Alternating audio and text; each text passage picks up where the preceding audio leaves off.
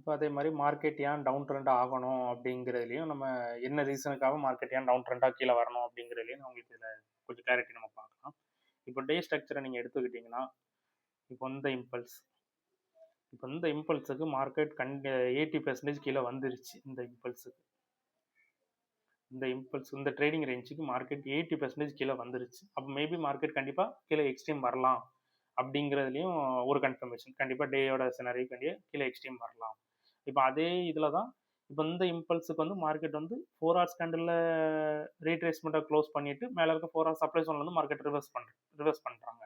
ஆனால் டேயோட கேண்டில் அவங்க க்ளோஸ் பண்ணலை. மேபி டேயோட ரீட்ரேஸ்மெண்ட் அவங்க பிரேக் பண்ணியிருந்தா கூட கீழே ஒரு சின்ன ரீடெஸ்ட் கூட வந்துட்டு மேலே எக்ஸ்ட்ரீம் போயிட்டு கூட அவங்க கீழே வரலாம். இந்த 2 சினாரியும் கூட நடந்திருக்கும். அதனால இவங்க டேயோட ரீட்ரேஸ்மெண்ட் அவங்க டே கேண்டில் க்ளோஸ் வைக்காத காரணத்தினால கண்டிப்பாக மார்க்கெட் கண்டிப்பாக கீழே வர்றதுக்குள்ள பாசிபிளும் ரொம்ப அதிகம்.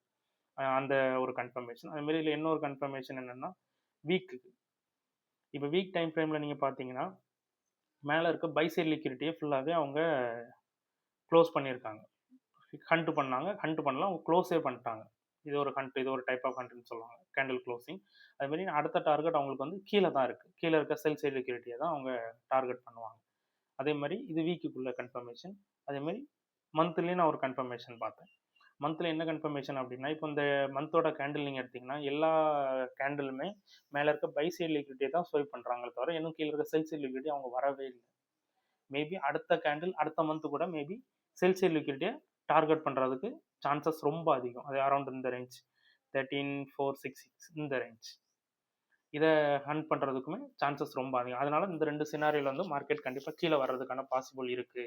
ஹையர் டைம் ஃப்ரேம் வச்சு தான் நம்ம மார்க்கெட்டை அப்ரோச் பண்ணுவோம். பை சைடு போதா செல் சைடு போதான்னு. அதில் இந்த 2 இதையும் நான் பார்க்கும்போது மார்க்கெட் இதில் வந்து செல் ஆக சான்சஸ் ரொம்ப அதிகமாக இருக்குது அப்படிங்கிறதுலையுமே நான் இது என்னோட தியரிட்டிக்கலில் ஆன்லைன் சீங்கில் நான் உங்களுக்கு